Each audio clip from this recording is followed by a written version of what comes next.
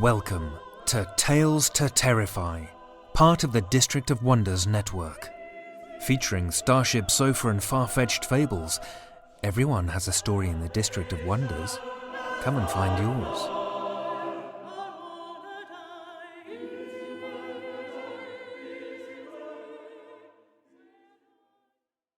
Good evening, children of the night. The totals are in, and we managed over 400 submissions for the month that we were open. If only 15% of those submitted stories are a good fit for us and the format, that's a year of stories for us. Wow. Thank you so much to everyone who submitted a story. We do try to keep our turnaround time on when a story is submitted and when the author hears back to be short. But this is the first time that we've received 14 stories a day for a month. So if you sent one our way, please be patient. I'd like to give special thanks to Seth Williams and Drew Sebastini for their help with the submission progress. When the deluge opened up, Scott wisely delegated some of the reading to these two, who have been regular narrators for Tales to Terrify for quite some time. In fact, you'll be hearing a read from Drew shortly. Again, thank you, Drew, and thank you, Seth. And also, I had made a commitment to keep the amount of time between story acceptance and when the story airs under 6 months. Well, that too might be tricky, since we have likely received more than 6 months' worth of episodes. However, even if it's, let's say 9 months, it's still better than what we've been doing currently. While Philip Oldham was with us, and certainly the work that Scott Silk has been doing, has put together the stories into episodes that had appropriate run times and a bit of cohesion. Typically, it means that the oldest stuff goes out first, but not always. For example, our first story for the evening has been in our accepted list for 4.5 years. But we wait no more. Let's hear from Mike Chinn. Mike lives in Birmingham, UK, with his wife Caroline and their tribe of guinea pigs. In 2012, he took early retirement so he could spend more time writing. Over the years, he has published over 60 short stories, as well as editing 3 volumes of The Alchemy Press Book of Pulp Heroes and Swords Against the Millennium, also for The Alchemy Press. His own contribution to the pulp adventure genre, The Paladin Mandates, garnered 2 nominations for the British Fantasy Award in 1999. A second Damien Paladin book, Walkers in Shadow, is to be published by Pro Se Productions, as is a Western, Revenge is a Cold Pistol. In 2015, his Sherlock Holmes steampunk mashup, Valis Timoris from Fringeworks, sent the famous detective to the moon. Every once in a while, he blogs at celadoth.blogspot.co.uk. Link, of course, will be in the show notes. Listen with me, children of the night, to Mike Chinn's Welcome to the Hotel Marianas.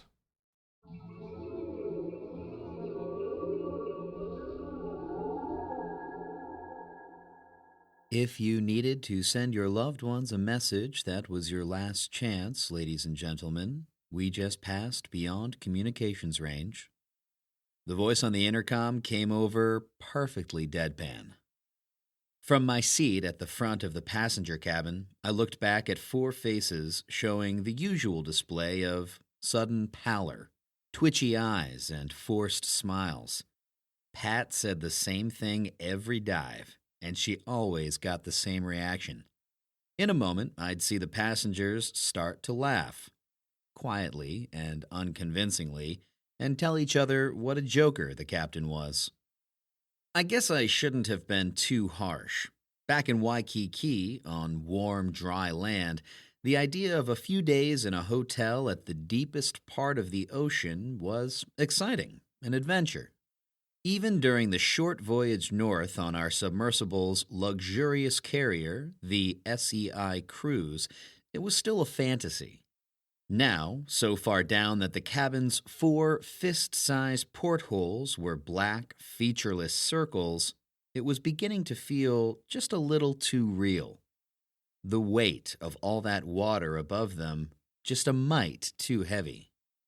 One of the passengers, a cute blonde named Maureen Jones, raised her hand. But I thought the SEI Wave had the latest, most powerful submarine communication equipment there was. That's true, ma'am, I replied with my most reassuring smile. But once we drop below the level of the Pacific Basin, even SEI Wave has problems maintaining contact. I eased myself up out of my seat, working out the kinks with a few careful stretches. Anyway, folks, I'll shortly be turning down the cabin lights. If anyone needs their drink freshened, now's the time. As I stepped over to the service trolley, I checked to see if anyone was interested.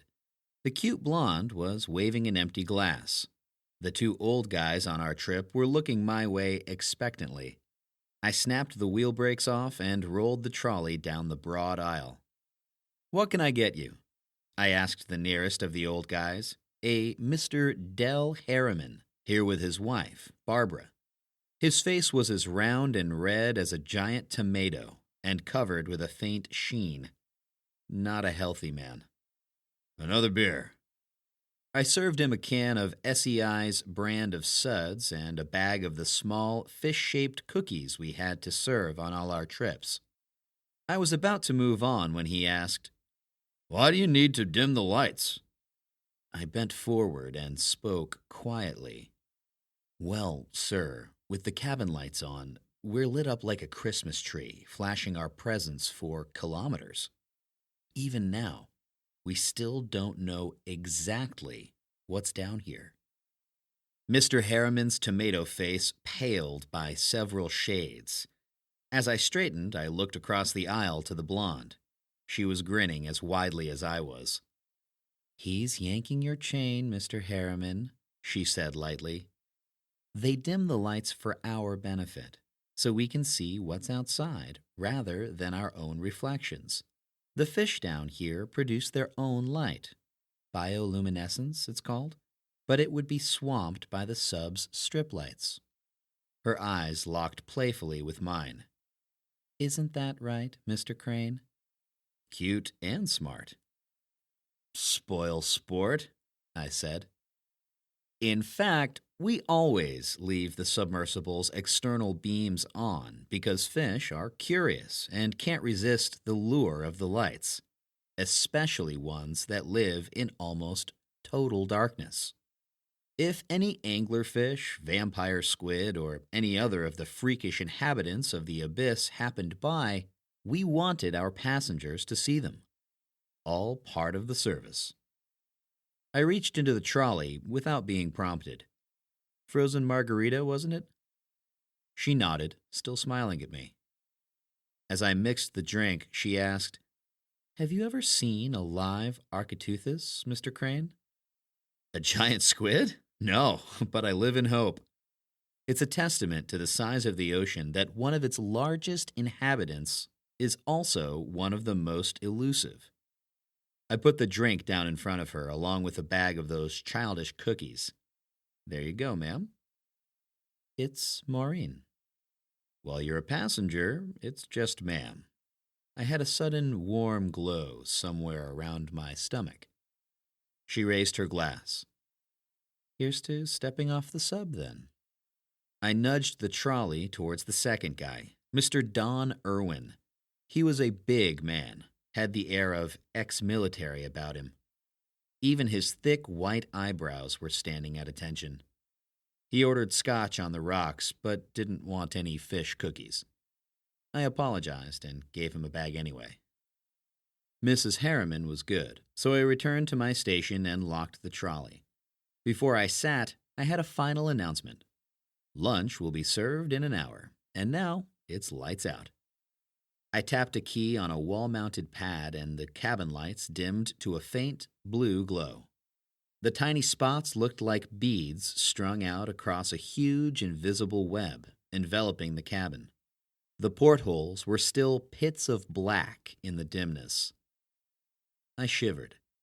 The darkness always makes me feel cold. Pat called over the intercom to say we'd reached the bottom about an hour after I'd stacked away the lunch trays. The gently recycled air held the faintest aromatic hint of lobster thermidor. The passengers were half dozing with the best food and drink their $200,000 could buy. It was a shame to wake them. "Ladies and gentlemen," I called. There was a general rustling and low muttering as they surfaced from whatever semi-dreams they'd been enjoying. Once I was confident they were awake enough to understand me, I announced that we'd arrived at the bottom of the Mariana Trench. "Are we at the hotel?" asked Mr. Harriman. He was looking feverish, or maybe he was still half asleep. I'd be glad to drop him off at the hotel. I was liking the look of him less and less. "Not quite. There's still a short distance to go. But this last part of the voyage is, for my money at least, the best yet." I tapped a key and the watertight door behind me unsealed and rolled back soundlessly. "If you'll follow me." It was a short walk down towards another cabin sited right where the bows became the keel. The sloped floor was carpeted to silence, the lighting subtly growing dimmer the lower we went. By the time the passengers closest to me stepped into SEI Wave's observation chamber, it was as black as the lightless ocean outside. I started to feel the familiar psychosomatic chill. I stepped to one side and flicked a switch. A ring of external spotlights flared to life, revealing the floor of the Mariana Trench just a few meters below us. The backwash filled the observation room with a cold, gray light, just enough for us to make out each other. As one, they gasped at the sight. I didn't blame them. Even though I'd seen it dozens of times, it still caught the back of my throat. The forward wall of the observation chamber was a clear hemispherical bubble, 2 meters in diameter, its thick polymer shell able to withstand pressures greater than the rest of the sub. As the spots played on the stark rocks, peculiar outcroppings and twisted pinnacles drifted past below us. It was the closest to being enclosed by water without getting wet or crushed. "It's everything I'd heard," said Maureen. She reached out gingerly, touching the hemisphere's inner surface with a fingernail. "It won't crack," I said, laughing at her caution, "unless those nails are edged with cutting diamonds." "You sure now?" asked Harriman. "Well, pretty sure. But what's a deep-sea voyage without a few thrills?" I glanced at the readouts to my left. We're currently at a depth of meters. The passengers could have read that for themselves, but I knew from experience they rarely did. The pressure on the hull is 108.6 MPa, or over 1,000 times the pressure at sea level. Obviously, there isn't much living at these depths. Harriman coughed nervously. If Mount Everest got dropped down here, there'd be over 2,000 meters of water still above the peak. I glanced quickly out of the clear nose. Right on schedule, the white carcass appeared in the sub's spotlights. "Ladies and gents, I present the whale's graveyard. A sperm whale, or what's left of it, that died and drifted down here around 2 years ago. I didn't add the carcass had been deliberately sunk and dropped off at this specific point. Back then, it was still recognizable as a whale. Now, well, you can see, all that's left are bones." They huddled into the observation nose as the SEI wave drew closer. The massive, curiously flat bones lay across the uneven floor, still vaguely suggestive of the whale's original shape. There were no strong currents or large scavengers to disturb the giant's resting place. "Is there something wriggling?" Harriman's wife asked. I could see the movement myself, a pale, moving carpet that coated each bone.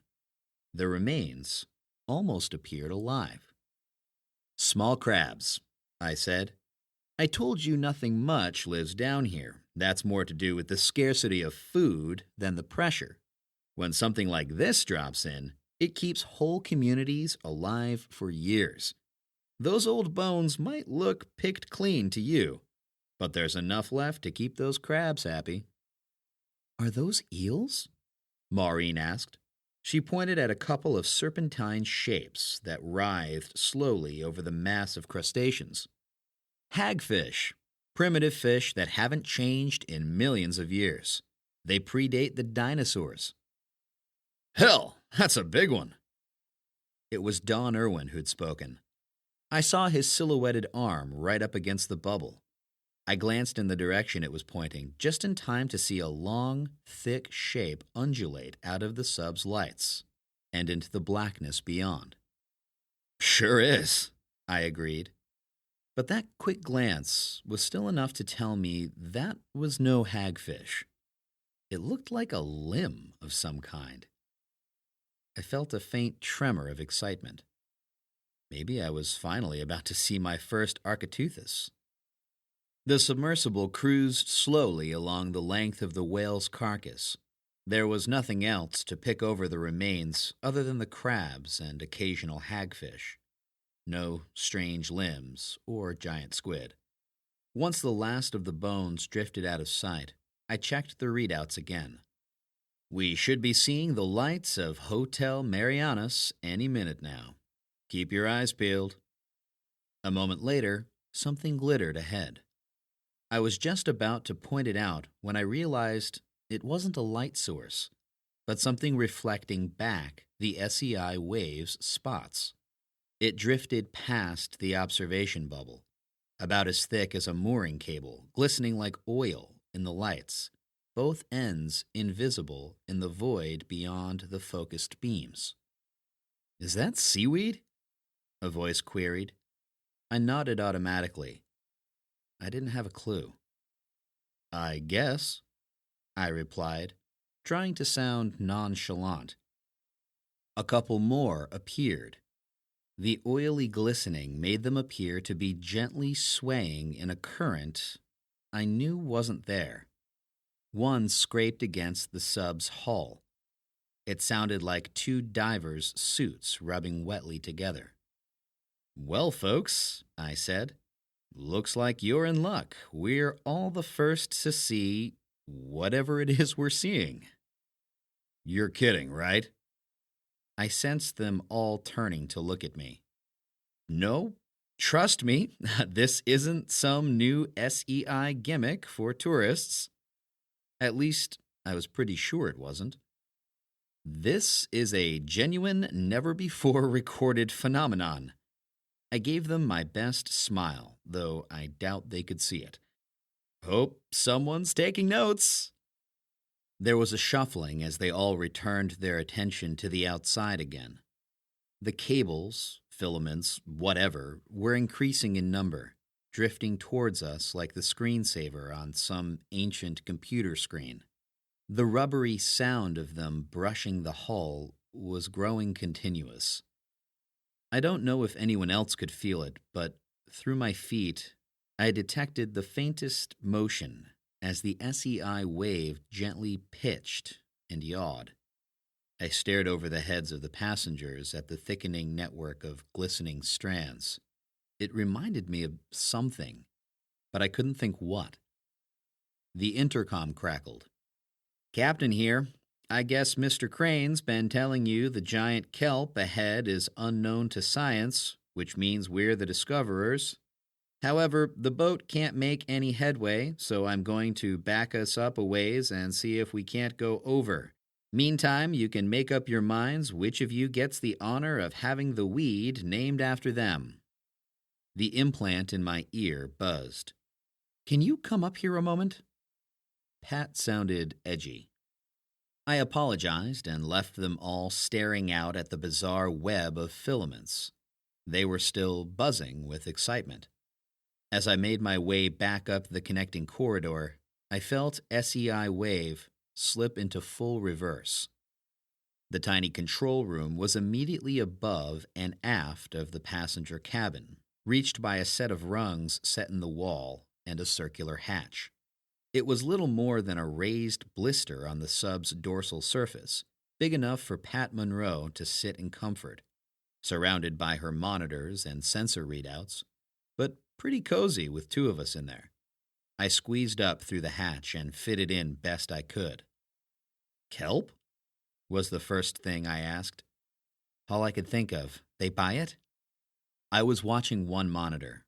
It showed the filaments in tiny detail, thinning out as we backed off. Most swallow just about any guff I spin 'em. However, there's a woman, Maureen Jones, who's pretty smart. I doubt she's been taken in.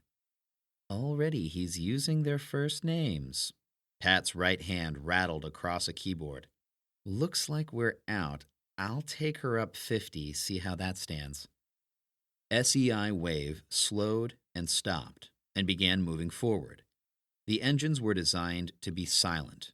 Nothing should disturb the passengers' calm. But Pat and I had spent enough time on the boat to feel every motion through our feet. So, what did you want to see me about? Pat stared at one of the forward monitors. Her eyes were locked so rigidly on the screen, presently showing nothing.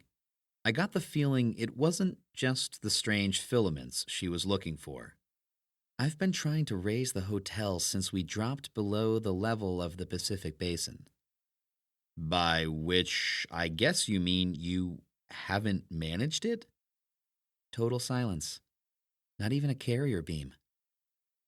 I couldn't think what to say to that.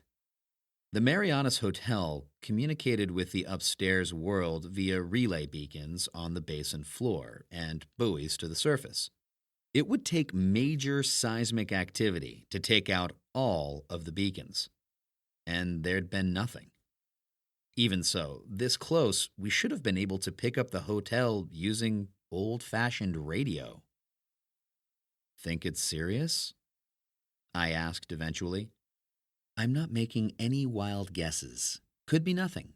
A software glitch. Anyway, she punched another key. I've prepped an emergency marker buoy. If we reach the hotel and, well, let's say the situation warrants it, I'm launching the buoy and returning to the surface. By the time we breach, crews will have reached the marker, and so will most of SEI's disaster teams. I looked at her strained face, locked rigid on the one screen. There was no sign of the filaments.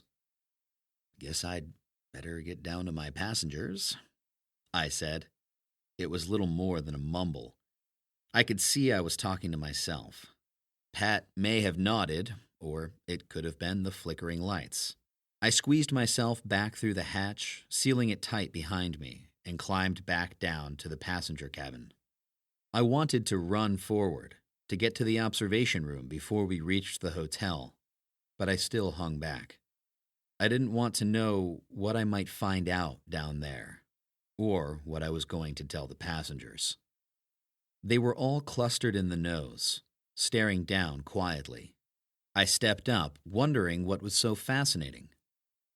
It was the filaments, Pat's kelp, stretched out below us.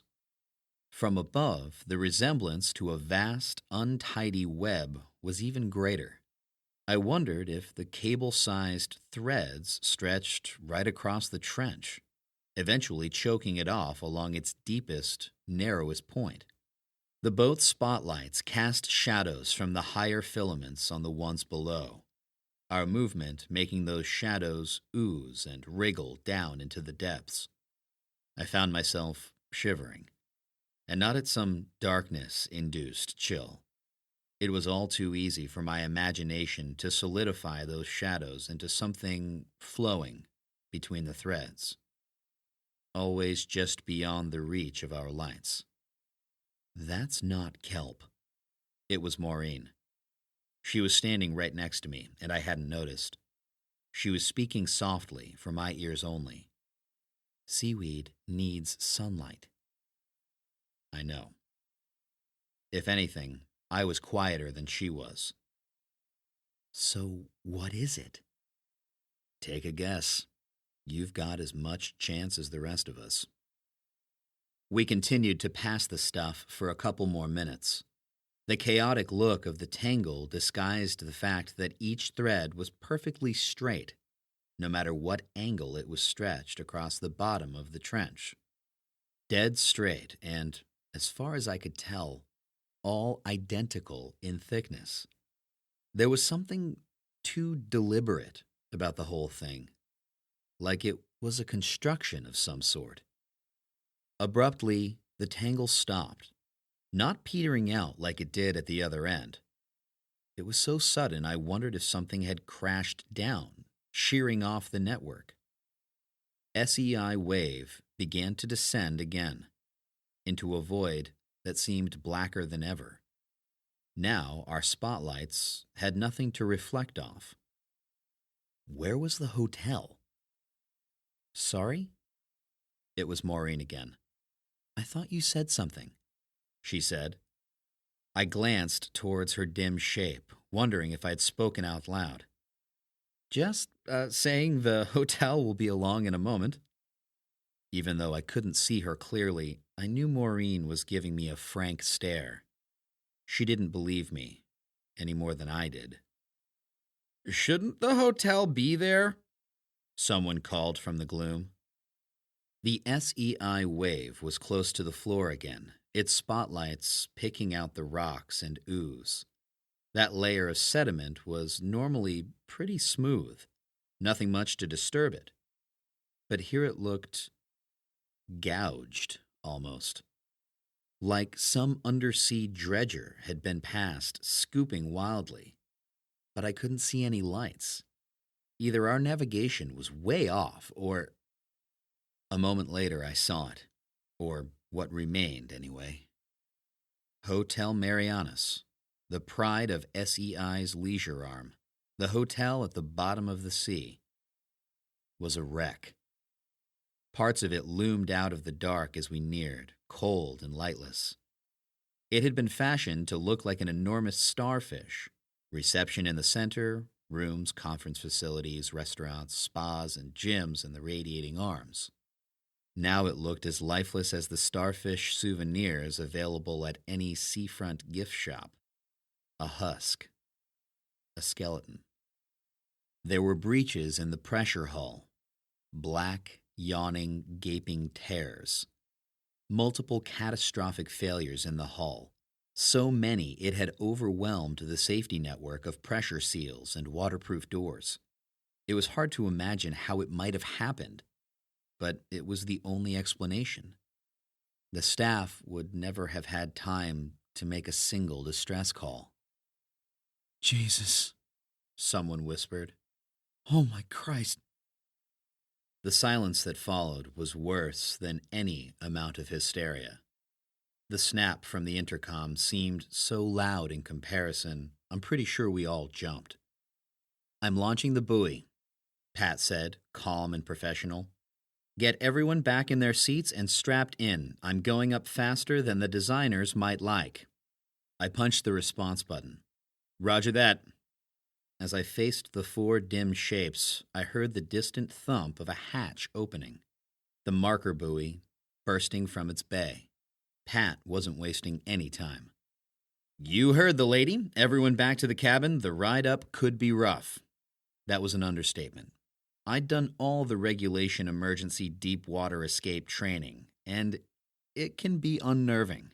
When a sub surfaces from nearly 11,000 meters like a cork, the groans and snapping all around you as the pressure on the hull drops can make even the most hardened submariner break sweat. I went to thumb the door release, but never reached it. The SEI wave lurched sickeningly, rolling to port so suddenly we were all flung against the room's curved side. Someone swore. Someone else shrieked. All I could manage was a mute stream of invective that would have won a prize for imagination. I didn't have the breath to do it out loud. A moment later, the sub rolled to starboard, tossing us all to the thick carpet. I was the first to my feet.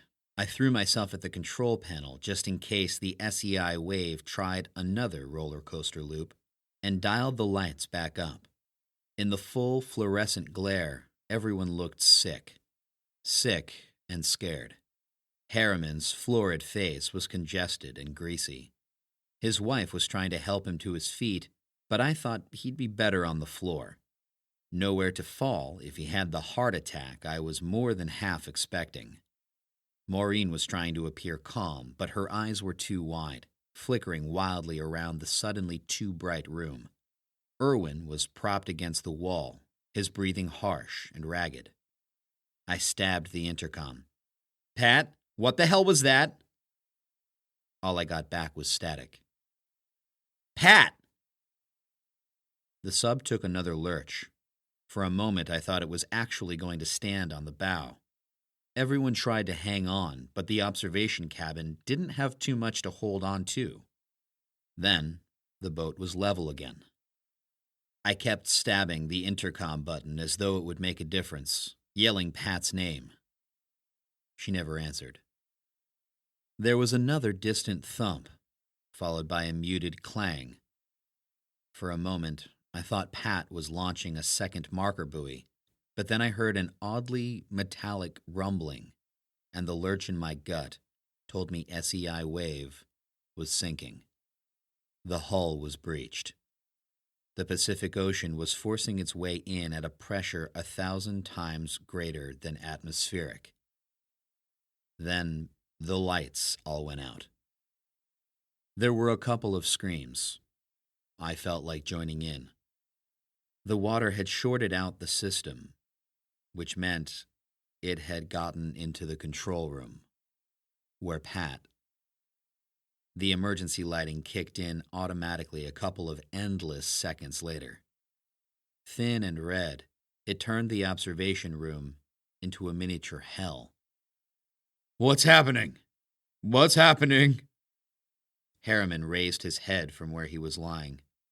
He was hugging his wife as though it was she who needed the comfort.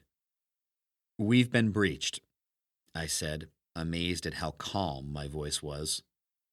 "We're sinking?" Harriman's wife asked shrilly. "There are waterproof doors throughout the boat," I said, carefully and calmly. "Any breach would be easily contained." "Didn't the builders of the Titanic say something similar?" Irwin muttered. "Not helping," Maureen spat at him. I glanced towards the observation bubble, even though the spotlights were dead, and I shouldn't be able to see a thing. But I could. The sub had turned 180 degrees.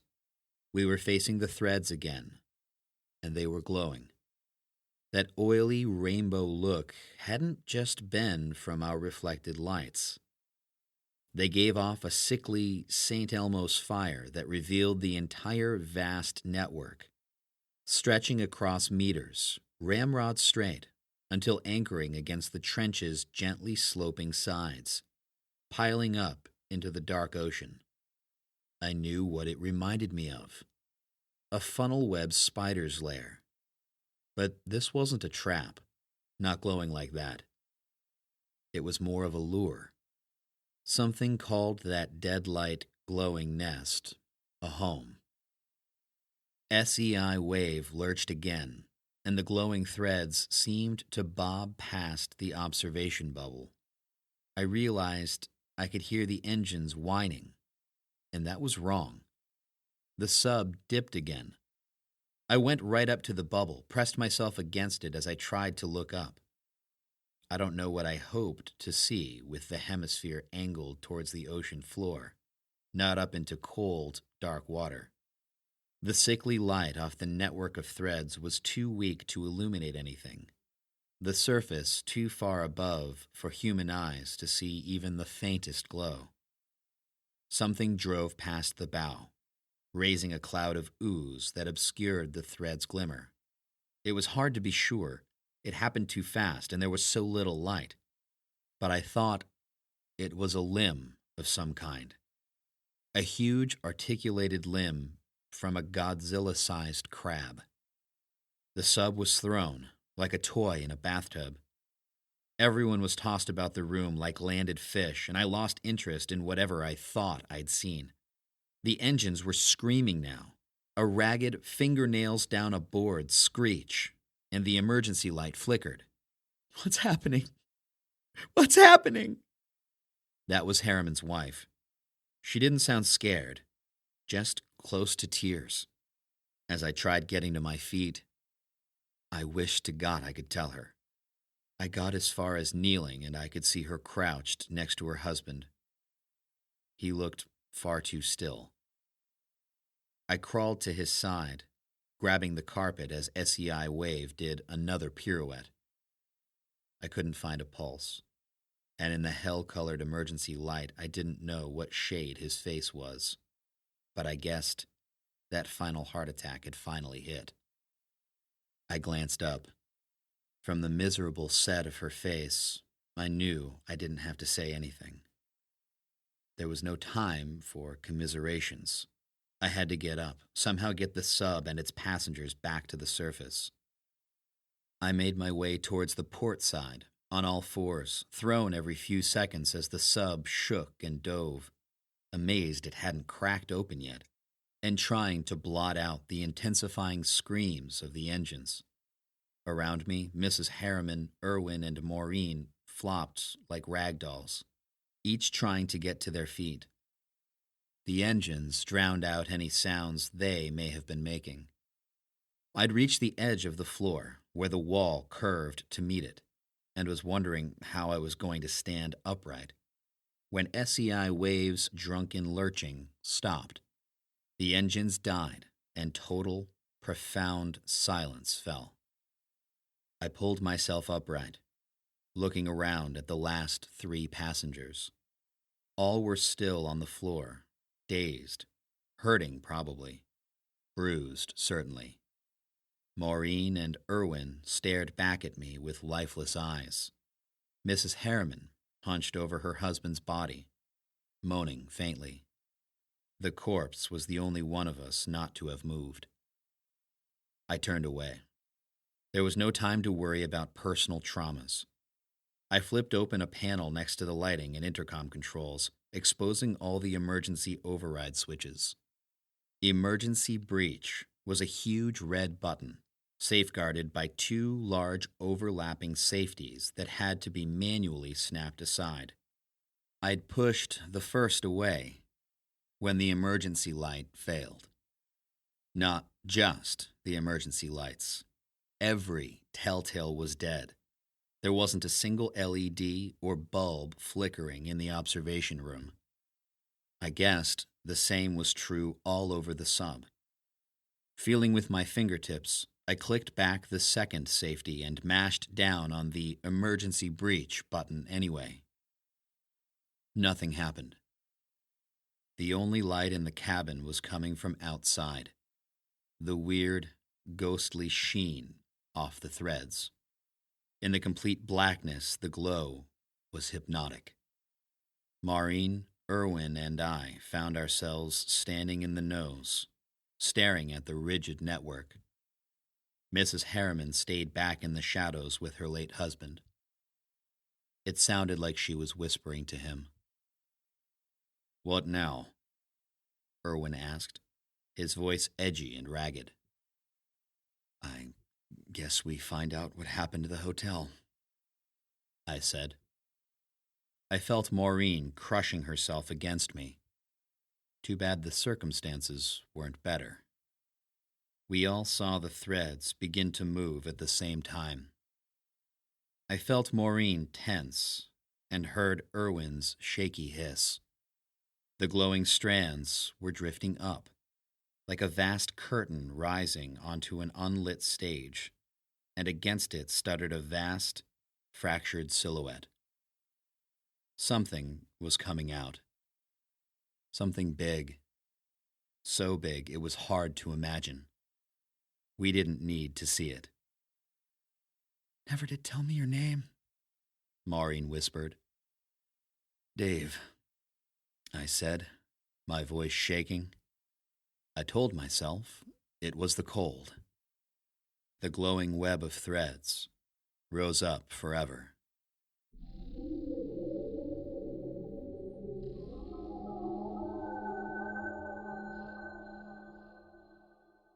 That was Mike Chinn's Welcome to the Hotel Marianas, as read by Robert Gagno. Robert A. K. Gagno is a theater director, actor, and voiceover artist residing in Queens, New York. A podcast aficionado, he is the producer and host of both Apparitions, featuring new horror radio plays at apparitionspodcast.com, and New York City's independent theater podcast, Go See a Show, at goseeashowpodcast.com. Find out more about his theater, podcast, and voiceover work at robertgagno.com. Thank you, Robert. Our second story of the night comes from Chris Capps. We heard a story from him fairly recently. In episode 238, we heard his Don't Show Your Face to the Sky. After spending several years covering subjects of weird news and Forteana, Capps moved on to cover fictions almost exclusively for a time in the year 2012, after finishing the novel Our War with Molly Nafak, which came out in March of 2014. Among Capps' early work were the post-apocalyptic Ebon Chronicle books Beware the Well-Fed Man, Life and Limb, Rust Baby Wonderland, and the novel Pennies from Heaven. He also penned the pan-dimensional horror/comedy series Calfectory with Zachary Siebert, starting with the novella Uncle Jesse's War Box. Capps' interests include entropy, cryptography, Kipple, water, heat, zombies, and oxygen, all in easily metabolized quantities. His disinterests include celebrity gossip. It is extremely unlikely that Chris Capps is a spontaneous arrangement of quantum particles that came into existence in their current configuration without cause. He lives in the tiny city of Carbondale in southern Illinois. And now Chris Capps' Singing in the Drain.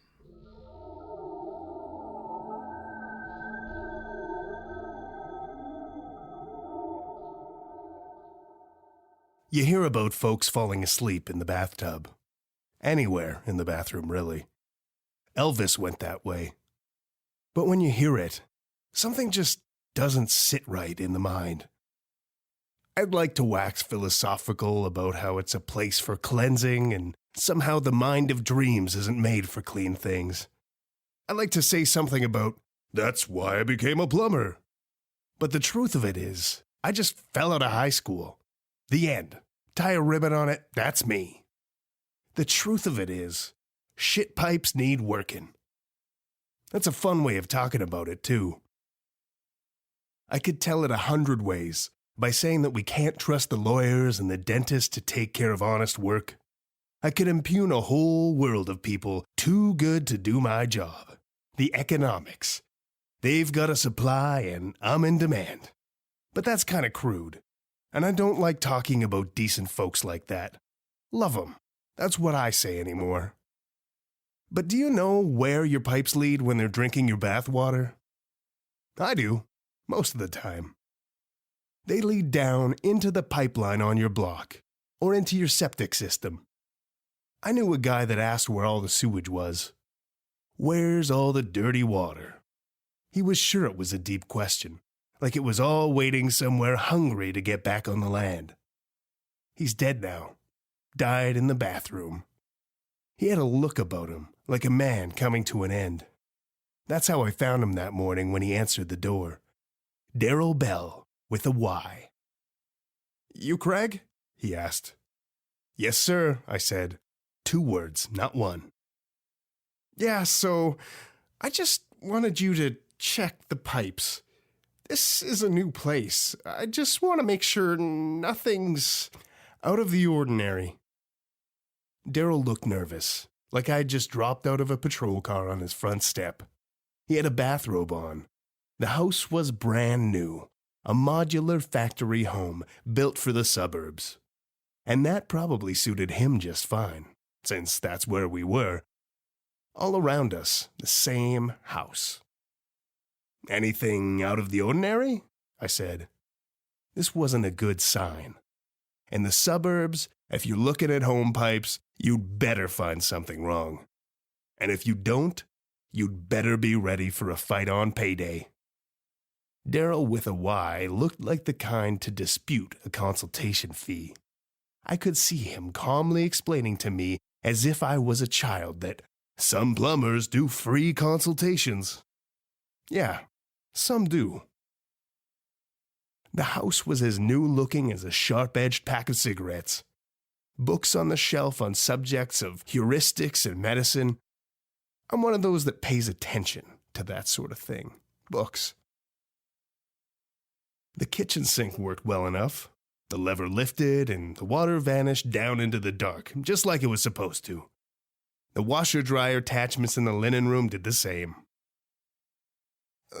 The bathroom, Daryl said, as if I didn't know what was left. Please. Actually, he looked nervous even then. The bathroom was a thing of suburban decadence. A square tub, yeah, square, made of black marble and brass faucets. The faucets were guided electronically by a digital thermometer, and it worked just fine. Watching the water disappear finally, I turned to him in the doorway. Yeah, it's good, I said, retrieving the pad of papers from my back pocket and writing the time of day on it. I could have checked for gaps in the sealant, but I've done homes like this 100 times, and at this stage in their life cycle, that's not a problem. Whatever had him nervous, I couldn't help. Where does all the water go when it goes? He asked. It sounded faint, like the answer might be a secret. Down the drain, I said. From there, it goes to the effluent pipe underground and gets carried down to the county. You're on a natural reservoir, so don't worry about it. I paused, looking at his fingernails scratching the latex paint in the doorframe, trying to peel it off the drywall. Don't have to worry about re-drinking your water. These are PVC pipes in this house, right? He asked. Yes, sir, I said. How well does sound travel through them? Not like gutter sounds, I mean, like music. I don't know. Ask the blue men. Sign here, please. I charged Daryl $30 for the inspection, which a licensed man would have asked more for. The next house on my list was 2 blocks away on the corner of Oak and Sunset. My pad said, hearing disabled, come on in. Hearing disabled. I don't know if that's polite to say or not. Disabled doesn't ring true, since I've known plenty of clients who talk with email just fine. I knocked, then tried the doorbell, wondering if there was some kind of gadget inside that buzzed him or let him know when someone was at the door. Maybe a light. I wondered if anyone had ever invented a doorbell for the hearing impaired. Hell, I might invent one. That'd bring in a bit of cash. More than a bit. Hello? I called out once I got inside. My hand reflexively touched the doorbell again, trying as best I could not to look like a burglar. Plumber here for the pipes. As I hit the doorbell again, I noticed a bright green lamplight strobe twice at the corner of the room. Capital goddamn! I didn't bother getting my tools out of the trunk when I was going to see Daryl, since it seemed like he just wanted me to come over to look around. But I never count on the same sort of luck happening twice. An easy job meant 5, maybe 6 hard jobs to come. With box in hand, I was ready to get them out of the way. I walked into the house, hitting the door light again as I entered. Like something I would have made, I said, and meant it. It's not my fault all the easy inventions have been done by now. The blinds were drawn against the sun, filling the room with a muted orange that was striped and gloomy. Blinds drawn sunlight on a sunny day. That's the most depressing color I know. And the room was quiet, too. Lonely quiet. Except for that lullaby. I call it a lullaby because that's what it was. Soft as cotton. A smooth, gentle voice. like something a lawn cherub might sing if it wasn't made of stone. Things are looking up, it sang, cooing. It's a great little world we live in. The kitchen sink worked just fine, as did the washer and dryer attachments. The man of this house was named Harold Wilcox. His books told me he was into sports and porn from the 90s, and that he suffered from depression.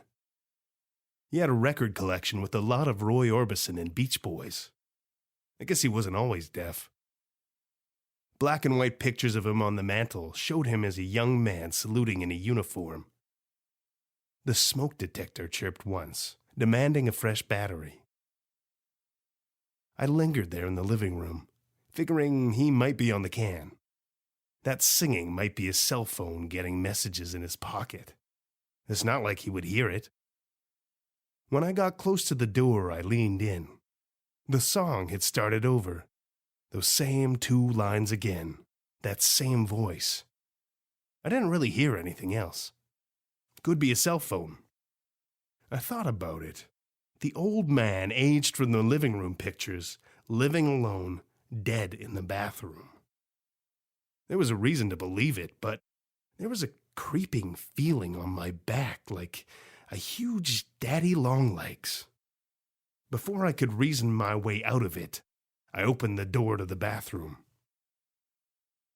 It stood in the empty room like a black stone obelisk, that tall marble walk-in bath, like something out of 2001 staring down at me.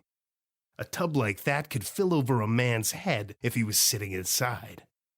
They were ideal for people with mobility issues who didn't want the peril of standing with one leg over an ordinary tub, especially a big stone one like this. The door on the outside was plastic, made to look like the marble surrounding it, sealed like a submarine bulkhead to keep the water in when it was shut.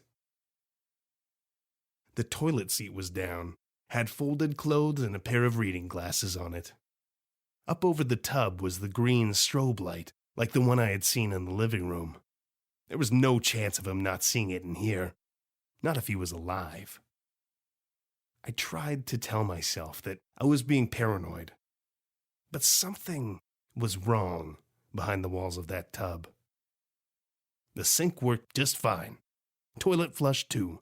No problem. I tried both and then stood there waiting and listening for that music. But it was gone. Even if he couldn't hear, he might have been able to feel the pipes refilling the tank and then stopping. Might have said something, anything. Nope. Just that silence, with the fingerprints of that voice still on it. I thought about calling the police. Maybe someone should check this out who wasn't me. But if there was no body, then what? I didn't want to call the police out to this poor man's house for no reason. That's how my hand found its way on the door to the tub. That bulkhead to the obelisk. I mean, what's the worst thing that can happen to somebody in a bathtub, right? That's where the thoughts went next, and they came running back just as quickly. We're not going to think about that. We're going to get this door open. It didn't squeak when it opened, just sort of swung out in my hand, patient as you please. And I told my hand to keep it opening and promised not to piss down my legs if I saw what I was afraid of. Thoughts of an old man spun in my head, bloated and fixed in naked mortal terror. The door swung, and it swung, and it opened. No body. A good part of me hissed relief when I didn't see the swollen gray of skin swimming in the dry tub. He wasn't dead. I wasn't going to see a dead body today. But there was something else there. A metal frame standing next to the tub's bench. It was a walker, just the kind that an old man like Charles Wilcox might need to get around. Yellow, hairy tennis balls were stabbed into the end of each leg. Trying to make sense of it, my eyes roamed up the walls of the tub and on the ceiling, seeing nothing.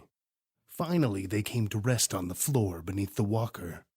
That's where the drain was. In that whole house, there was no one, and no damn cell phone. The smoke detector chirped again, and then there was a hollow, curious silence. "Oh, hello," Daryl said when I got back to his house. Did you forget something?" I stood there at his front door, unsure of myself, holding the toolbox with my bare hands and looking past him into the house. If I'd been more in the moment, I think I would have been very self-conscious about how off I tend to look when I'm not paying attention. People judge a man with tools when he's staring at nothing, saying nothing. And they should. Was there something else?" Daryl said. There was something in his voice that told me a lot. He was actually relieved to see me. "You asked about sound coming up through the pipes," I said. "Why?" "I might have heard something." "Like an animal?" "A kind of animal, yeah." Without a word further shared, we found ourselves in the kitchen. Me sitting at the breakfast table with a cup of coffee between my hands. Daryl was sitting across the table with his eyes on me, waiting for me to say something. When I didn't, he walked over to the sink and turned on the hot water, and he let it run. "What are you doing?" I said. "Wasting water?" he said. "Why?" "Just to do it." Steam was growing in the basin of the sink, climbing up the kitchen window and turning like ghosts. And he stood next to it, leaning back with his eyes on the floor and his arms crossed. He was hoping something would happen, waiting. It made me uncomfortable. I realized I had made a mistake coming back, but the coffee was expensive and I didn't want to waste it in front of him. So I sat, and he stood, and we said nothing. "Things are looking up," the twee voice sang. Same voice, to be sure. Daryl looked at me. "That your phone?" I asked. "Is what my phone?" he said, eyes full of meaning and confusion, all slurried up. I stood, walked to the sink, and looked down. The drain was the one singing. Steaming water spiraled around it, Coriolis or none, and dribbled into the dark. We watched it. "Things are looking up. It's a great little world we live in." "I'll get the snake," I said. It was a simple hand spinner, the kind used in sinks and bathtubs. Not for toilets. I can't stress that enough. If you've never had occasion to use one, the principle is simple. You turn a crank, wire comes out and spins around. It breaks up whatever clog it runs into. In the quiet dispassion of hindsight, I can't imagine what I thought the hand spinner, the snake, would do. But if that voice was less than 25 feet down the drain, we'd run into it. At that point, I don't think I realized how deep of shit we were in. 25 feet, I said a bit later as the spinner snapped to the end of its coil. My right foot was braced on a chair in the kitchen, leaning back heavily and unwinding it. The stance was one more of fishing than plumbing.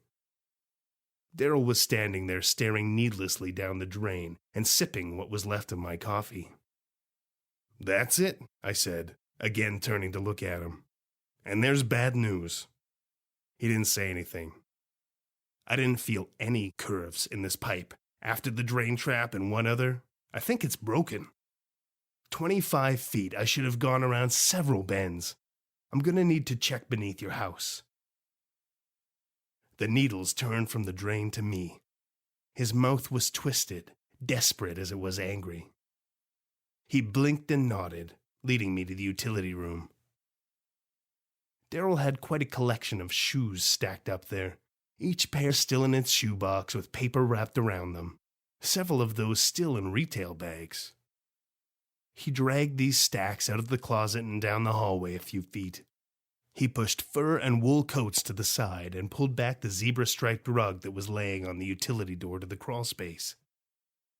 As I opened it, I looked down into the dark and felt something nudge my shoulder. It was a flashlight. "You want me to help?" he asked. 2 flashlights descended and twitched nervously between the wooden and cinder block beams in the foundation, reflecting on the motes of grit that hung like upset fairy dust in every direction.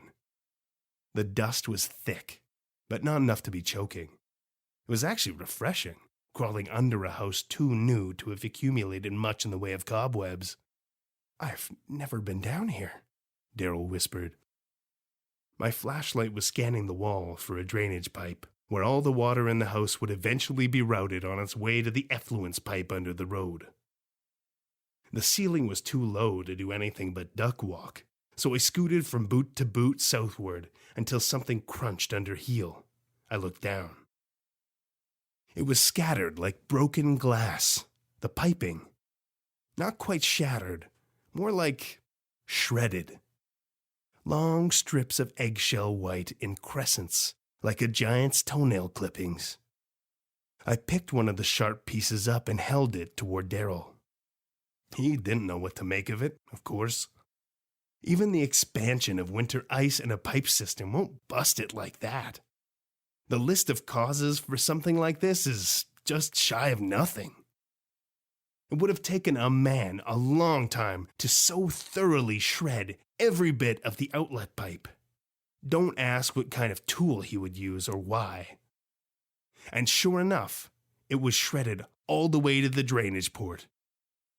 The hole jack lay like an open wound in the wall, bleeding tiny drips of distilled water that had evaporated and condensed up from the sewer. From that vantage point, I turned my flashlight, and I saw another pipe pointing straight down. "The hell?" I said slowly, letting it hang in the air between the words. His drainage wasn't going to the city. It was going down. I'd been to a couple houses in this subdivision already, and I knew for a fact that this wasn't in the design. We watched it, him shining his flashlight in my face to make sense of my confusion. "What? What does that mean?" he asked finally. "Somebody broke your pipes and then put in new ones leading straight down." By this point, I was doing the duck walk over to that ivory column. From the first junction point, it just made a straight line into the earth. As I reached it, I even took care to look at the layer of soil it was descending into. The ground around it was level, like it hadn't even been dug recently, like it had just been pushed down from the ceiling. "Where does it go?" Daryl asked. I was less concerned with that at the moment, instead looking at the outside of the pipe itself. I was looking for a serial number, a company, a gauge marker. Plumbing pipes these days are always covered in writing as a means to organize them at the factory and to help plumbers that install them. And these pipes didn't have any. Simple, mundane as it may seem, this was what sent those daddy longlegs crawling up my back again. And then there was the bracket that was supposed to connect the pipe to the rest of the junction. As much of a pain in the ass as these brackets are, no one has been able to invent a pipe that connects without one. I knew that. An Australian once told me you could soften up the piping with a heat gun and then work it back and forth to fit it around a bigger piece. But even he said this was a temporary solution and needed lots of practice. And even that wasn't easy to do, but nothing like this. The dull eggshell color of the house's normal piping didn't stop all at once. It faded with the writing around it, as if merged with the white piping leading straight down into the earth. I'm saying one pipe just became the other.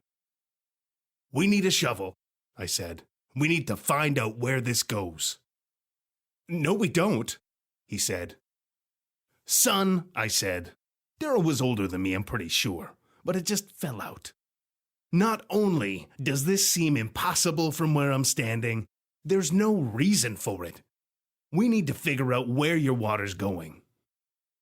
An hour later, and we were in the same spot, but 2 feet down, with a hole growing slowly with each jab of a shovel. The dirt beneath us moved easily, having only recently been bulldozed to lay the foundation of the house. "What do you think we'll hit?" Daryl asked. I didn't say anything, rude as it was. I didn't know. And I certainly didn't want to tell him I had no idea where we were heading. But as the shovels grabbed dirt and dropped it around us, I started thinking about the possibilities. It could be a sinkhole, or anything else. Daryl's shovel cracked against something hard. "I think I've got something," he said. Together we worked with our hands. The digging up until now had been apprehensive, nearly casual. But it was close now. The thing that pinged under the shovel. There was something just under this layer of recently turned dirt that might yield an answer to this whole bizarre day. And as our hands bumped into each other to pull away that veil of dirt, at last we came to the termination of our efforts. Fingers scraped against it, brushing what was left of the dust as if to reveal writing, to give some hint that this was an act of man. But there was no writing. We kept dusting around, revealing the thing the pipe was plugged into. It's called caliche, rock under the dirt in the southwest. We had just run into it about 5 feet down. This was the stone that the house was built on, smooth as can be under the foundation like the stone bottom of a giant sandbox. Shovel stopped there, but the pipe had pricked it without trouble. It was just passed through it, threaded like a needle through a hole no bigger than its own circumference. That's another thing odd about it. A pipe doesn't just thread any stone, except maybe concrete. You need to drill or blast your way through it, or else chisel a hole big enough to push the pipe through. And no matter what you do, you're going to leave an edge around the pipe that will need to be filled with cement or else something like it. This was just stone that stopped and became pipe, same as how a flower stem perfectly fits the dirt, like the pipe had grown out of the ground. I didn't give Daryl a chance to say anything to make me more nervous. The flashlights would eventually run out of charge. We'd already been down there for a few hours. But while Daryl climbed out of the pit and sat with his back, making mud out of the soil we had just moved, I pulled out the hammer and a screwdriver. Caliche can be chiseled, bit by bit. It takes a long time and a steady hand, but I figured I might be able to move some of it out of the way. I tapped rhythmically, sweat pouring down the collar of my shirt as I tried to make up something that moved the whole thing as far away from the old man's house as possible. Tapping cut the rock in tiny little shards that brushed away around the pipe. That sound resonated for a while, echoing to mix with Daryl's breathing and the occasional shift of my boots on the rock. And then I wiped my brow, and in the quiet, heard a chirp from the pipe. It was a smoke detector. Distant, to be sure, but unmistakable. It was the sound of a smoke detector starved for a new battery. "What time is it?" I asked, taking up the flashlight and shining it at Daryl. He looked down at his wrist. It's 10:30. Come with me." Harold Wilcox didn't answer his door when we rang the bell, and we only rang it once before I opened it up and walked inside.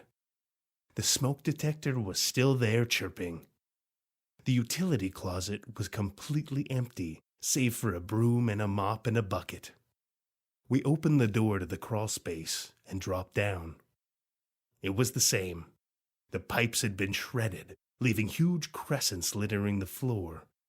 And there was a pipe in the ground, bone white, no writing. And I didn't dig around it, but I'll bet the pipe went straight through the soil down through a layer of caliche, and wherever it went from there, we didn't know.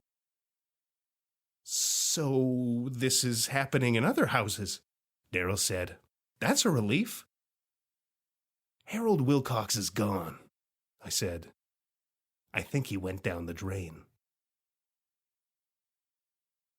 When we went upstairs, I showed him the bathroom where Wilcox's mortal form had given up on materializing. Looking through the hatch in the side of the bathtub monolith, we saw the walker. "Why don't you suppose they took that thing?" Daryl asked. He was pointing at the walker, eyebrows bunched at the center of his face, and he'd said, "they." "I guess it wouldn't fit," I said. Daryl's eyes were on the drain now, staring down into it silently, listening. But we heard nothing in that moment, except for the chirping of the smoke detector. "Hey," he said as we watched the dark of the drain. "I have a friend a few blocks down named Rebecca. A co-worker." I almost said out loud, "Hopefully," but I didn't. I let that stay unsaid until I was outside the driver's side door of my truck. And even then, it was under my breath. Hopefully she's still there.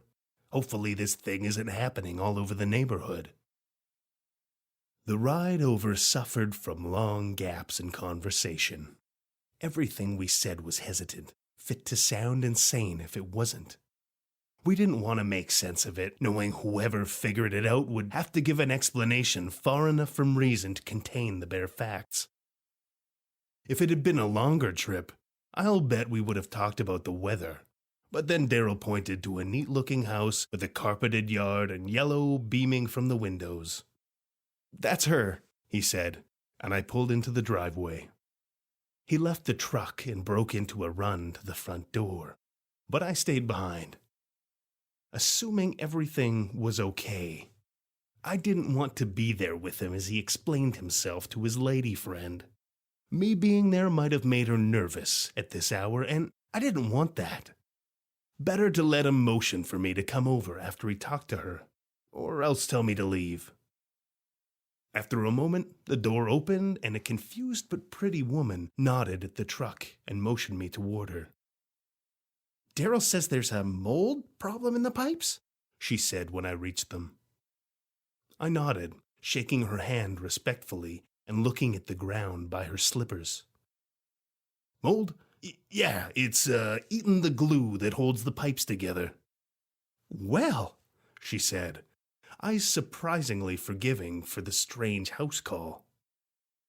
"You know what they say about stitches in time." "One's worth 10, I said. The inside of her house was eerily similar to the others, and by this point it was starting to get disorienting.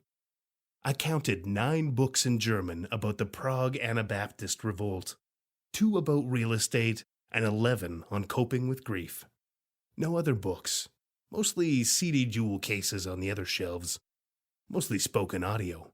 Mitch Hedberg, George Carlin, the Nixon tapes. "The utility room is that way," she said, pointing in the direction I was walking. "Thank you, ma'am."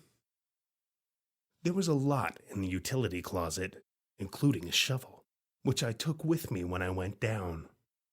Once under the house, I can't describe the relief I felt when I saw the pipes running alongside the floor made of PVC with the factory writing on them.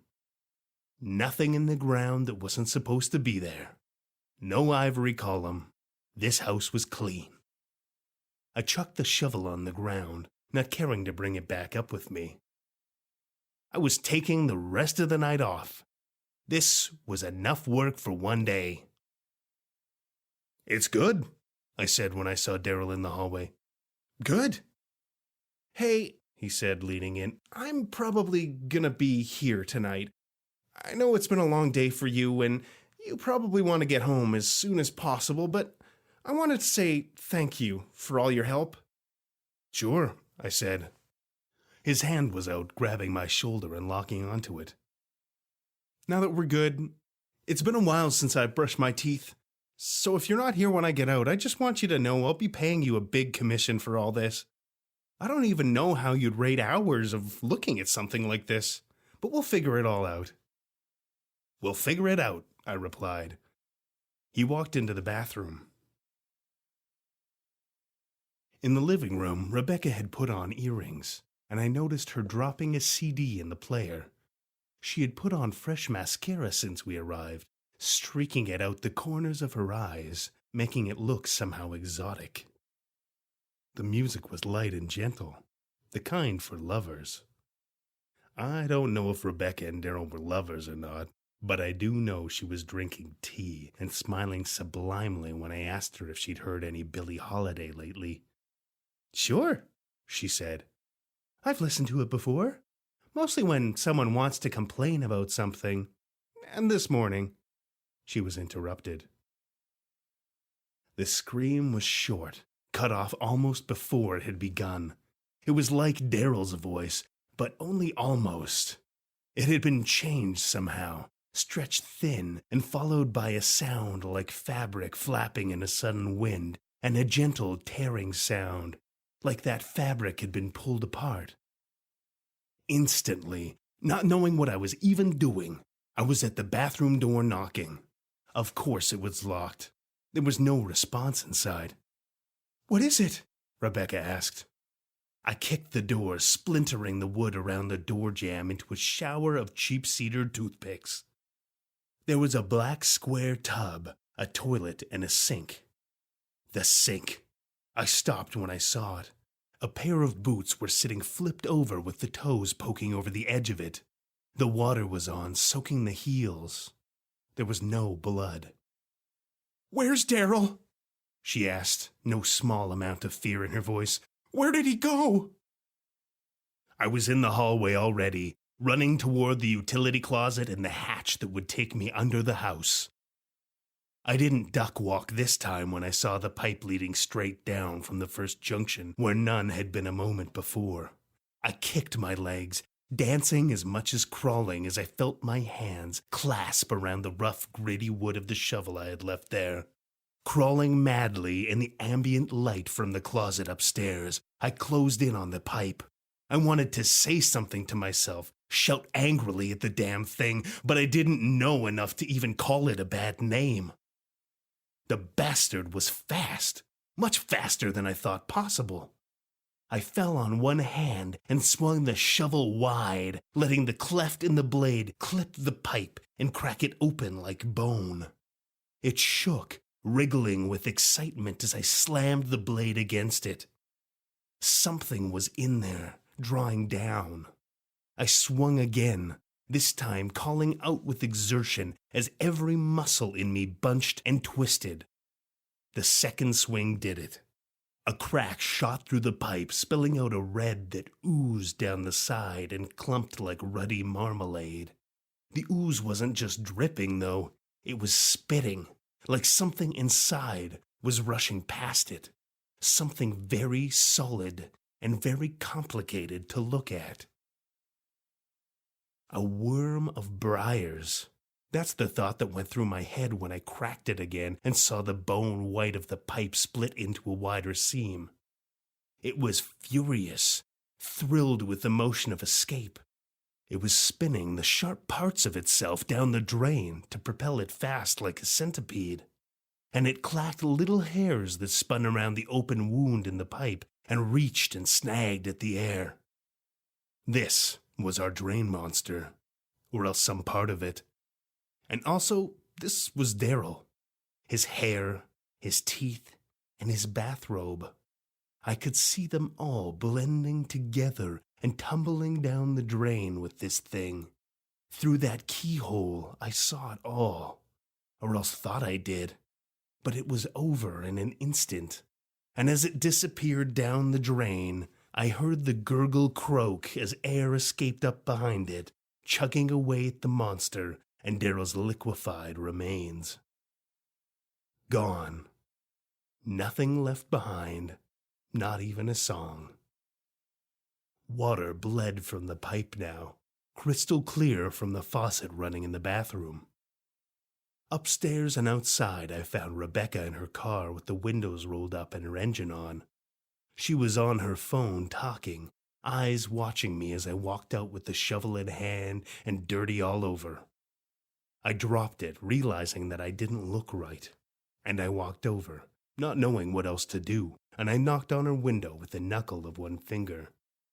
It lowered just a little, that window, just a crack, just enough for me to hear her ask, "What the hell happened to Daryl?"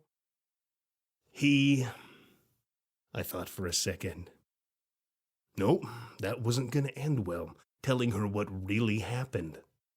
But then I couldn't lie either. I nodded to her.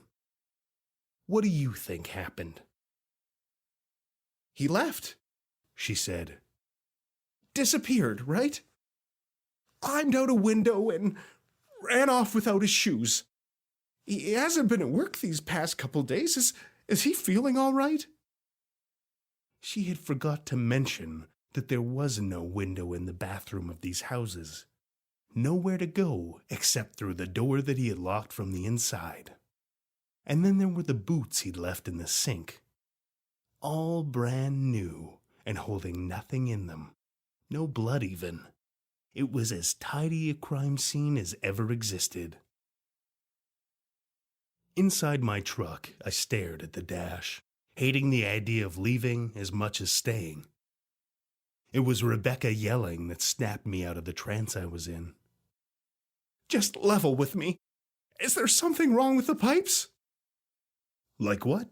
I asked. "Anything," she said. "Anything at all." "Yeah," I said after a bit. "Yeah, there's a whole lot wrong." "What do I need? What do I need to fix this problem?" The automatic part of me was trying to answer the question, while the rest just sat restlessly, fingernails pulling up the stitching from the steering wheel. Just lie. Tell her to use drain lightning or bleach and pour the whole damn bottle down the drain. Tell her she needs a new drain trap. A drain trap. Her phone was ringing. Yeah, it was that Billie Holiday song, all right. "Things are looking up." She answered it while I sat there watching her. The thing might have heard her phone ring at some point and remembered the sound. But then I could have heard the song in a million other places. It was hard to tell just how far-reaching this problem was. We need something to take care of it. Grab it and stop it forever. And if there were more, something to take those and grab them too. A new kind of drain trap. Something that stopped what was coming up, or else killed it. A picture was forming in my mind. It wasn't a schematic yet. It was a TV commercial. Something to play during the late-night news broadcasts once this thing went public. I was in on the ground floor already. All my life, living in the wake of brilliant inventions. Just not clever enough to make my first million. But not this time. Nobody was going to beat me to this one. I told the lady to move to a different neighborhood, and I went home. And I stayed up that night, listening to Billie Holiday and planning how to spend my millions. I couldn't go public just yet. I had to wait a couple weeks, maybe a month, maybe 2. It wasn't a problem people knew about yet. I had to wait for it. Camp out near some patent office and keep an eye on missing person reports. Once they figured out what was happening, my drain traps were going to sell, and sell hot. Meanwhile, I could tell it 100 ways. But shit pipes need working.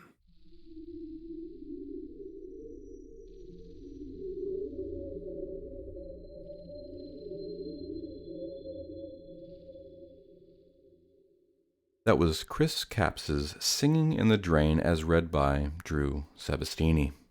You haven't experienced true horror until you've weathered a winter in the bleak, frozen wastes of the Canadian prairies, and Drew has survived quite a few.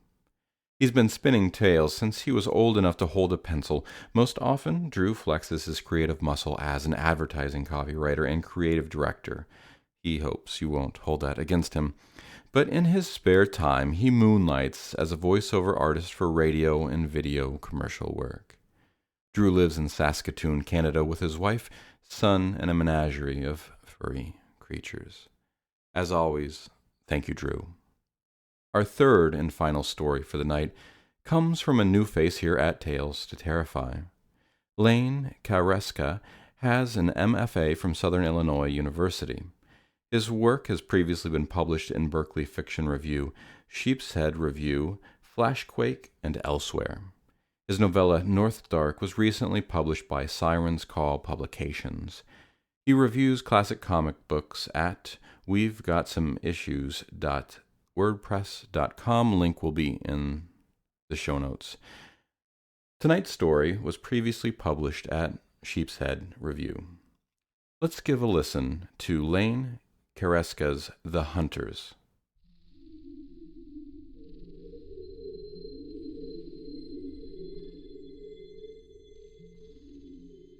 The dog was an Aussie. Clean coat of black, muzzle of white. Charlie, the family had named it on adoption day. Once a tuft of dirty cotton, the animal was now some 60 pounds of rigid muscle, a fact the Bower boys often mentioned to their friends at school when dogs and ferocity was the topic. "Put him inside," Travis Troy told his kid brother. "He hates that," Ben said. "I know it, but we can't have him out here barking like that. Neighbors'll think we're getting murdered." Ben chased after the dog and hooked a small hand inside his grubby collar. "Come on, bud." He walked the dog across the gravel lot to their uncle's cream-colored trailer home. Ben ushered the animal inside and shut the door behind him. "That ain't gonna stop him," Ben said. The dog stood in the dirty window. Heckles raised, he barked mindlessly out at the woods beyond the trailer park. "What's he barking at?" Ben asked. Travis Troy shrugged. "Deer out there, maybe? Elk?" Ben was the youngest Bower at 10 years old. Travis Troy was the authority by another 4. They were to have had a baby sister once, but Lillian arrived stillborn. Mother and father died together soon after in an auto accident not 3 blocks from the house. That was a few summers ago. Since then, they'd lived with Uncle Earl. When the census man came by, he let the Bowers know that they were the only household in Egypt, Georgia to be populated entirely by men. That little detail struck Ben. Should he be proud of that? Ashamed?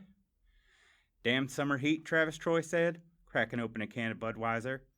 "Get that beer out of your hand. Earl will kill you. You hush up and I'll give you a sip." Travis Troy had long dark hair to go with the long muscles in his arms and neck. Ben admired that. Ben was a short, fat kid, and he put out like the weight didn't bother him, but secretly he was crazy to be sleek and strong like Travis Troy. At night sometimes, in their bunk beds, Travis Troy spoke great and mysterious promises to Ben. Travis Troy said that all Ben's baby fat would fall off when his balls dropped. Said that's how it worked with Bower men. Top heavy at the front end of life, but went out rail thin, furious and coughing, like Grandpa. It was 10 in the morning, and Uncle Earl didn't get off work at the vitamin factory till 6. They had the whole summer day to themselves. Travis Troy drained much of the beer can and handed it to his brother. "You didn't leave nothing in it," Ben said. "I left enough for you. Drink up, tough guy." Ben tilted the can and drank. The cold beer tasted of copper and snow. His eyes teared up a little, and his chest felt as if it had just been inflated with a bike pump. "Hey, you pussies!" somebody shouted from behind the hedge. Ben panicked and bobbled the can. When it hit the gravel, Ben already stood behind Travis Troy. "Aw, shut up, Knuckle," Travis Troy said. Knuckle, a 9th grader for the second time, stood tall and shaggy and shirtless in the sunlight. A nub of a cigarette burned on his lips. A bow and quiver hung strapped across his pale chest. Like a redneck Tarzan, Ben thought. "Don't leave that cigarette butt around the trailer," Travis Troy warned. "Cool your jets." Knuckle sidestepped through the bushes, raking his bow across the limbs. Knuckle and Travis Troy casually pounded their fists. Knuckle did not offer the gesture to Ben. "What's wrong with your dog?" Knuckle asked. "Nothing," Travis Troy said. "What's with the bow?" "I bought it." "You stole it," Ben guessed. Knuckle looked at Travis Troy. "You think your brother will fit in the trash compactor?" Travis Troy ignored him. How many hairs you got? 5. My old man'll notice if any are missing, so we got to account for all of 'em. Let me shoot it, Ben said. I ain't even gonna let you look at it. Turn your head, Knuckle said. Want a beer? Travis Troy asked Knuckle. They left Charlie barking in the trailer and climbed down the cement development wall toward the river, 3 boys and a bow, hunters. They tramped down into the cool bracken under the shade of yew trees at full bloom. The air hovered cold there, and the river babbled out beyond. I'm a shoot a fish, Knuckle said. No, you ain't, Travis Troy said. Why not? 'Cause it ain't that easy, dingus. Water causes refraction of the light. Makes it look like something's there when the fish is really half a foot to the left. Refraction, Ben thought. That was a $10 word. Travis Troy had a lot of those. Keep up, Ben, Travis Troy said. They hiked on for another 20 minutes. Then Knuckle raised his hand. Stop, he said. Why? Travis Troy asked. I want to shoot your brother. Knuckle unslung the bow from his shoulder and pulled a long aluminum arrow from the quiver. Don't joke like that, Travis Troy said. Who's joking? You ever heard of William Tell? You don't have any idea who William Tell is, Travis Troy said. Ben, go stand your fat ass against that tree, Knuckle said. Ben's heart kicked up a little bit and began to buck in his chest. He knew Knuckle was a tricker, but he also had an authentic streak of crazy running through him. Whole family did. Ask anyone in town. Knuckle was special trouble. Knuckle fit an arrow in the string and pulled back. He aimed it at the dirt, but he made full white eye contact with Ben. Ben looked to his brother. Don't listen to him, Ben. Knuckle, I swear, you hush up. I'll shoot you too if I want. A deep croak burbled from the woods, some kind of rough-bodied groan, but the sound stretched out like an insect's long and tedious click. Hell was that? Knuckle asked. Sounded like a cow, Ben said, knowing as he spoke how dumb that made him sound. A cow? Knuckle said. Come on, Travis Troy led the way. They skulked towards the noise. Leaves and bramble crunched beneath their sneakers. Travis Troy stopped them and they listened. Nothing. Just the lick speak of the river. It sounded again. This time like a screen door peeling open. The sound rose and fell, rose again, and fell again. It was right before them. Travis pinned his back to a tree. Ben and Knuckle did the same. Ben waited. Oh, Travis Troy whispered. Oh, my. Ben peered around the tree. Travis Troy stared straight ahead into the woods. Travis Troy, what are you looking? Ben's eyes fell upon it. Not 20 feet away, it crouched in the bramble. Ben had seen praying mantises before, but this was not that. It wasn't a cricket either. It had features of both, maybe, but never had he seen an insect this size. It trembled in the dirt and leaves, the size of a child. Not much smaller than himself, Ben guessed. It must have been injured for it to make no move, even as it watched the boys. Its antennae stood grossly long, 6 feet easy. Swaying and twitching, their hairy pads grazed across the forest floor. Eyes agog, shining black as tar, so large as though swollen with terror. Brisket full and round, all armored in dull gray plates like tree bark. 6 legs cocked and folded around the fat and fluted body. A set of big, sail-like wings folded across its back, their surfaces rippled and glassy. The long boat of the abdomen spread back and ended in a long, ropey tail, coiled like a scorpion's. Ben's throat closed. The insect croaked again, shrill and obscenely. It looked at Ben and slowly lowered its triangular jaw. It screamed. The scream lasted for full seconds. Stop screaming, Ben thought. Please, stop. Why won't it move? Knuckle stepped back. Travis Troy shook his head slowly. I think it's hurt. Is that a cricket? Knuckle asked. Crickets don't have long heads like that, Ben whispered. The antennae are similar, but that tail, that thing must weigh 50 pounds. Who ever heard of a 50-pound insect? Knuckle asked. Shh, Travis Troy said. Thing's terrified. Shit, I'm terrified, Knuckle said. Travis Troy turned to Ben. Go home, he said. Call Uncle Earl at work.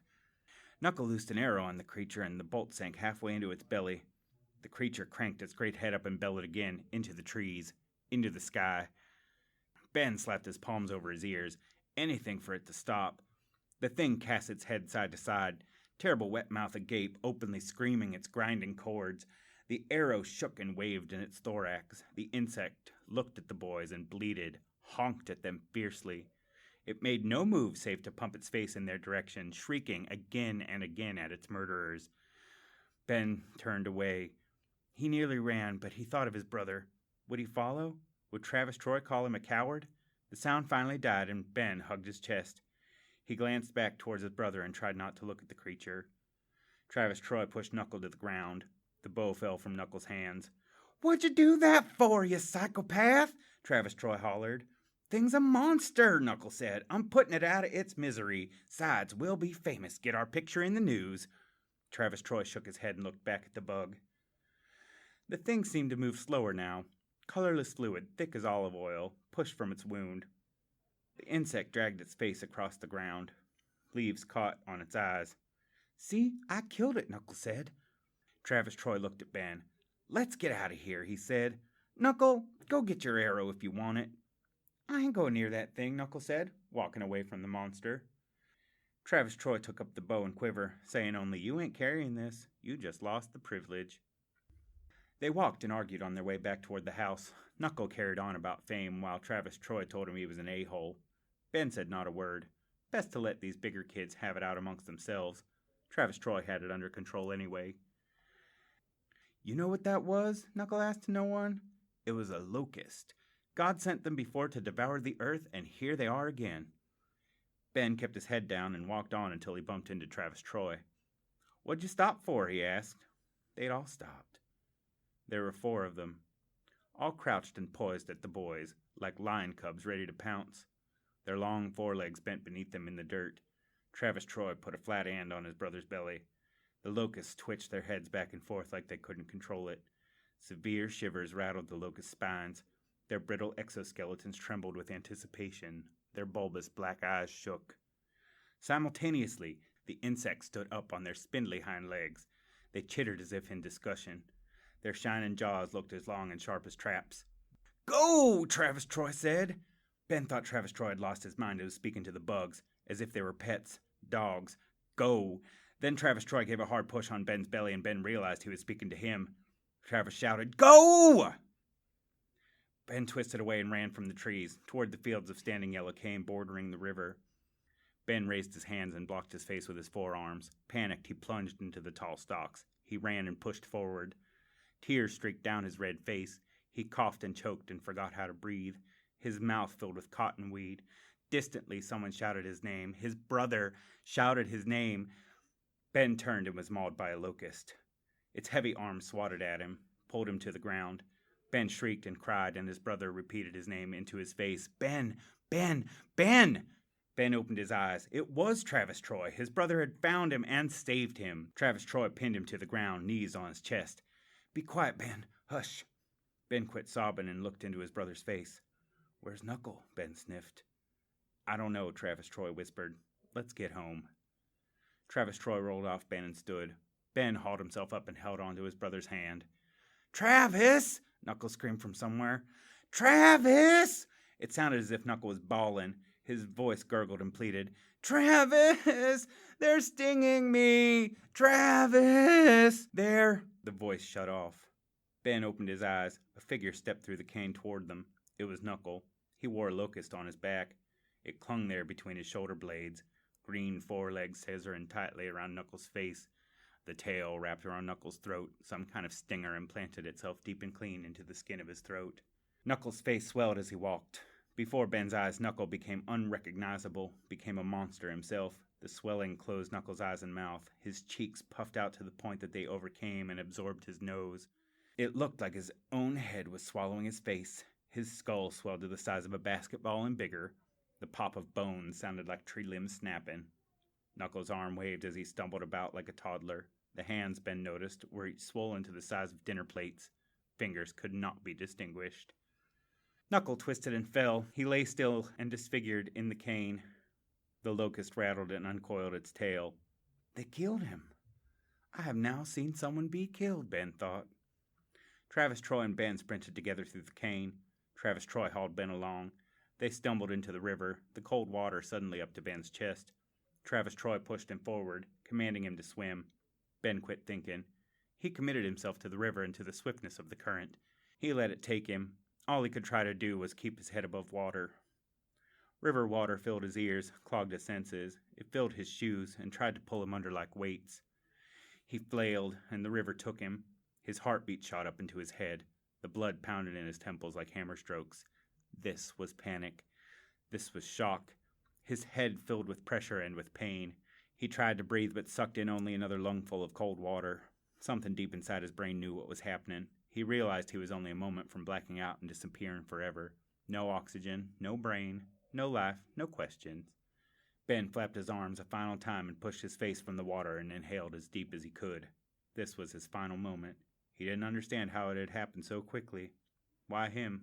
Why this day? He fell back into the water, choking, dying. The river consumed him and sucked him to the bottom. A moment passed, and Ben thought, good. He knew that this was right. This was as it should be. It was right for Knuckle to die. Right for Ben to die as well. Travis Troy would survive. Travis Troy would go on. Ben accepted this, and felt a kind of relief brew up in him as he drowned. Ben shut his eyes and emptied his lungs.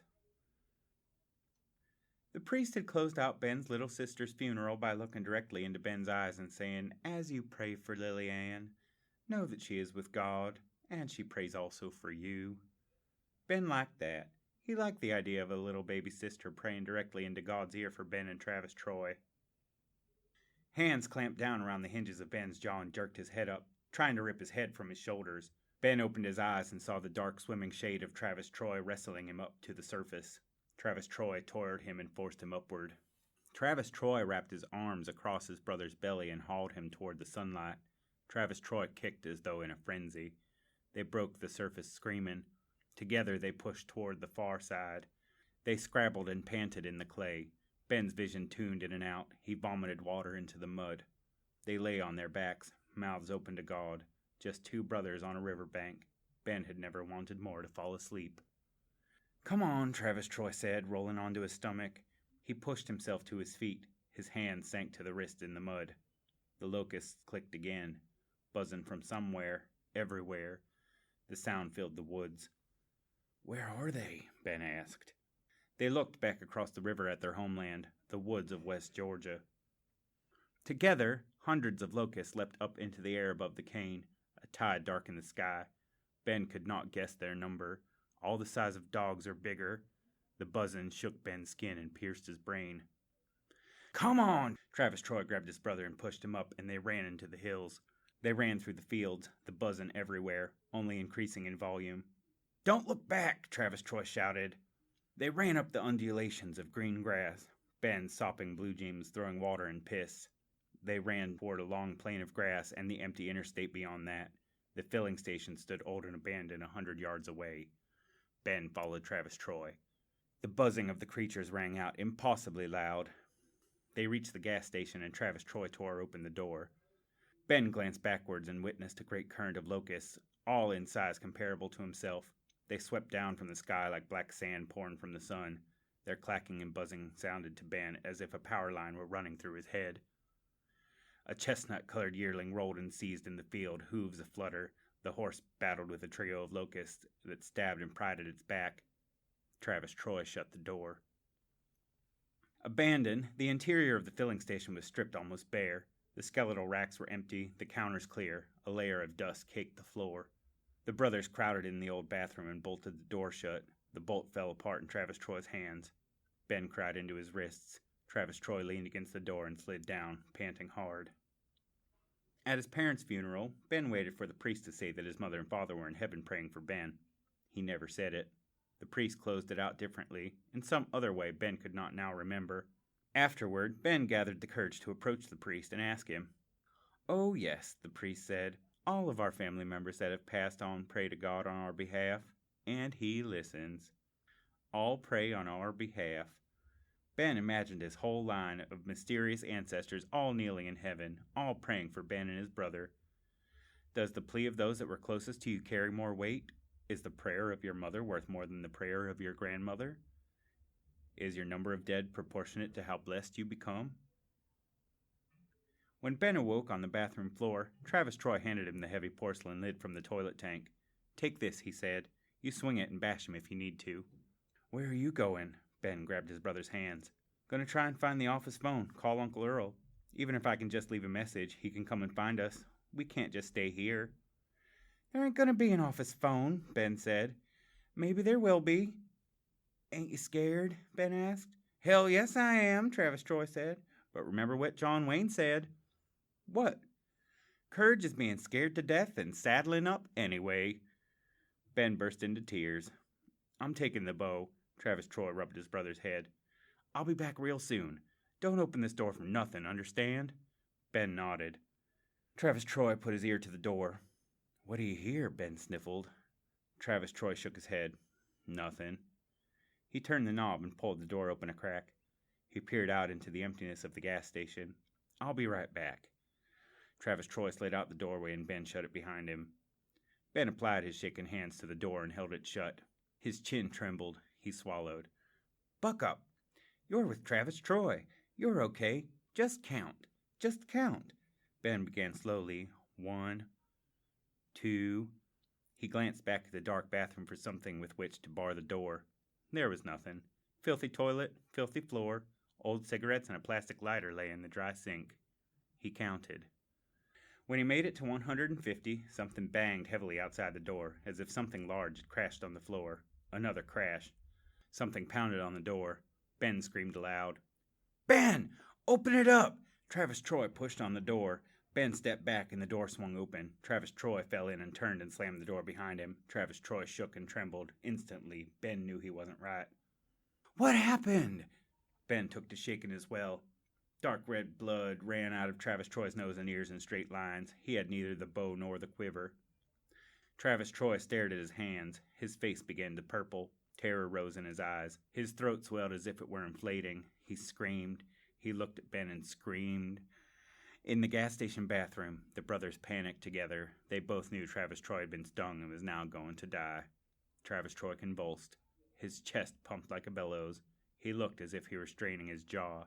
He locked his teeth and screamed as his face distorted. He tried to say his brother's name, but his tongue filled his whole mouth. Ben screamed maniacally. He clutched onto his brother and felt his brother's swelling hand grab and pull at Ben's face. The older brother howled through his dislodged jaw.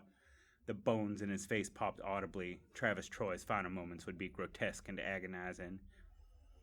This was not how Ben thought it would end. This was wrong. Travis Troy was no longer Travis Troy. He was a screaming deformity on the bathroom floor. Save him. Kill him. Save your brother. Give mercy. Kill your brother. Ben took up the lid of the toilet tank and swung it down against Travis Troy's skull. Travis Troy's head spun a quarter turn and slammed against the floor. A handful of teeth skittered across the tile. Travis Troy screamed louder, his eyeballs about to burst. Kill your brother. Even this, Ben could not do correctly. Ben swung the slab again and again until it shattered and Travis Troy lay on the ground. His massive head cracked inward. Ben fell onto his brother and clawed at his blood-soaked shirt.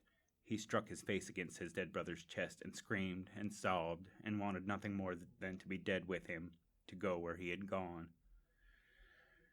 The blood and the bathroom smelled of rust. Hours passed. Ben, drenched in blood, sat against the bathroom door. He sat with his hands round his knees. His head hung forward sleepily. Pray for me. Ben shook awake. No light shone in the bathroom. The smell of thick and metallic blood filled his head. He thought of Uncle Earl. He tried to imagine being rescued, but in the fantasy that played across his mind's eye, it was not his uncle that kicked open the bathroom door to save him. It was his dog, Charlie.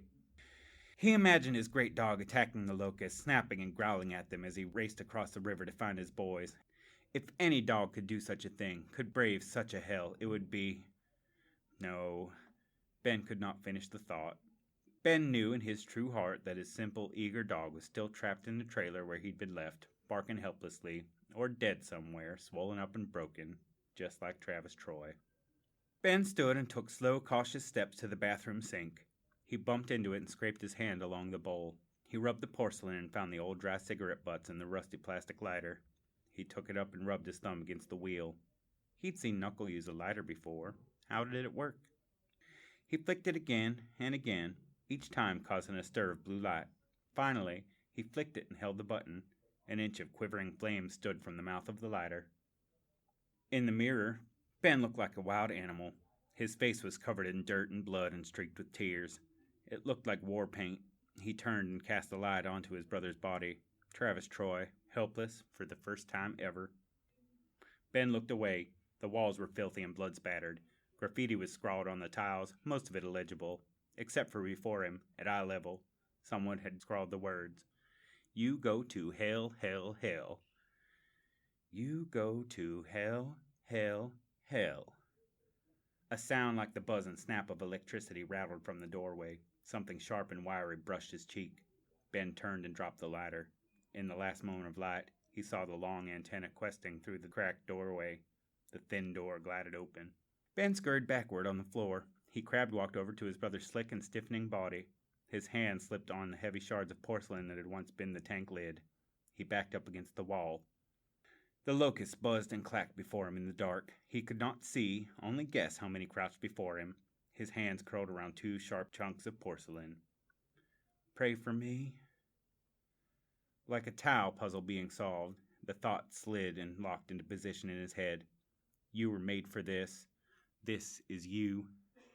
He'd never be his brother, was never meant to. This was always his purpose, to be here at this moment with these creatures. It was as if a dam had broken within him. There is no future. That is your freedom. Ben decided. He swallowed and spat, ready to run at the monsters, ready to run after his family. Ben stood and wielded the shards like gruesome and ancient knives. You go to hell, hell, hell.